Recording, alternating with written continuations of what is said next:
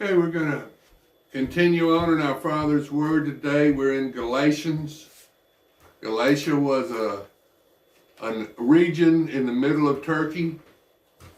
We're going to be going into Ephesians here shortly. And the Ephesians, Ephesus was a city right there on the western side of Turkey. Turkey was all called Asia Minor. But it was the 7 churches of Asia, written about in Revelation. Ephesus was one of the cities like Philadelphia and Smyrna and Sardis, the 7 churches of Asia. So we're going to continue on in Galatians 4, verse 3. Even so when we were children, were in bondage under the elements of the world. But when the fullness of this time had come, God sent forth his Son, born of a woman, born under the law, to redeem those who were under the law, that we might receive the adoption as sons.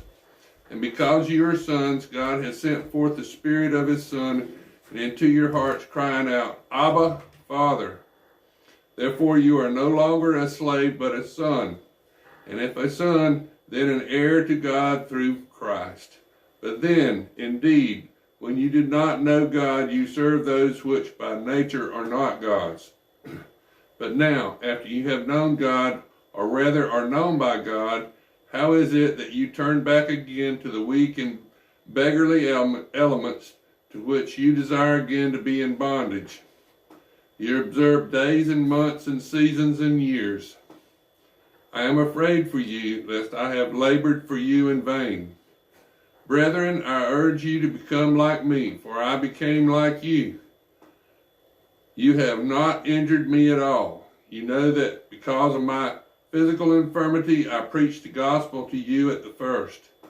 And my trial, which was in my flesh, you did not despise or reject, but you received me as an angel of God, even as Jesus Christ.